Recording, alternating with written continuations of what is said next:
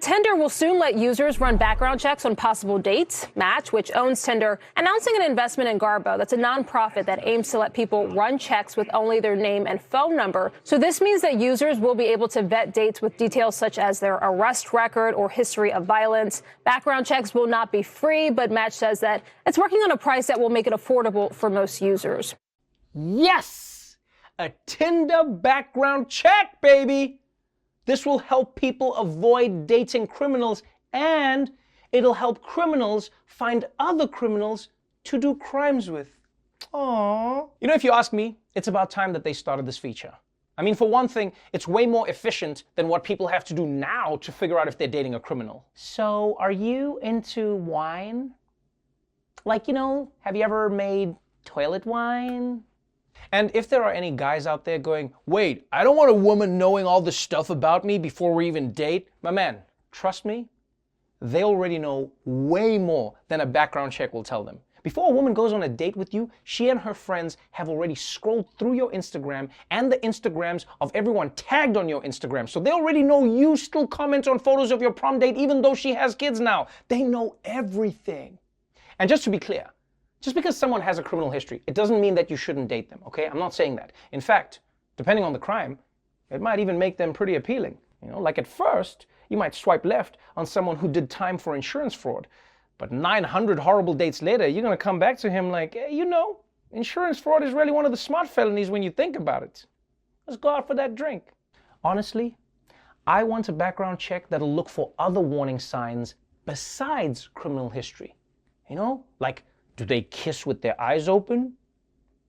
Do they send you memes 3 weeks after they went viral? Are they obsessed with astrology? Or even worse, are they a Capricorn? Ugh.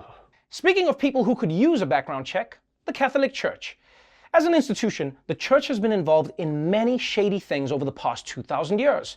You know, the Crusades, waterboarding babies, that priest who keeps walking into a bar, that guy has a drinking problem. But now, a major Catholic order is trying to make good on one mistake from its history.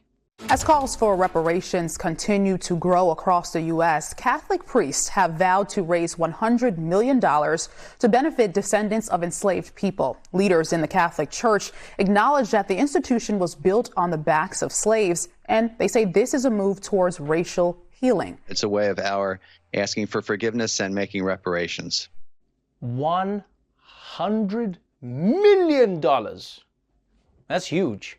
Do you realize how many pieces of art from the Vatican they're going to have to sell to raise that much money? Like, one? Still, this is great news. The Catholic Church not just recognizing that owning slaves was wrong, but making reparations to the descendants for exploiting their ancestors. And I bet it will be a wonderful moment when the church presents those descendants with the reparations. This money is for owning your great-grandfather. I thought this was for you guys touching us when we were kids. And I don't know how they plan to give out this money, but in my opinion, I think they should keep it simple. From now on, every collection plate goes directly to a black person. And that way, black people can supervise the whole process too. Yo, $2? Man, I saw you parking that Range Rover. Come on, man. Come on, do something. Moving on to news from Ireland, the country that ditched the royal family before Oprah's interview. If you've always wanted to visit the Emerald Isle for St. Patrick's Day, well, it turns out you're not the only one. One Arctic walrus was spotted in Ireland. Experts with the Marine Conservation Society say this young walrus likely fell asleep on an iceberg and woke up miles away. So scientists with the Conservation Society say it's incredibly unusual to see the animals so far south.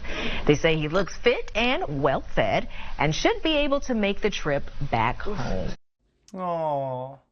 What an adorable story of a walrus that went on a bender, blacked out, and is lying to its family. Seriously though, seeing a walrus this far south is so cute. And the good news is that with climate change, this is gonna happen more and more. We're gonna get all sorts of Arctic animals floating down on melting icebergs. Walruses, polar bears, Santa's corpse. It's gonna be so cool.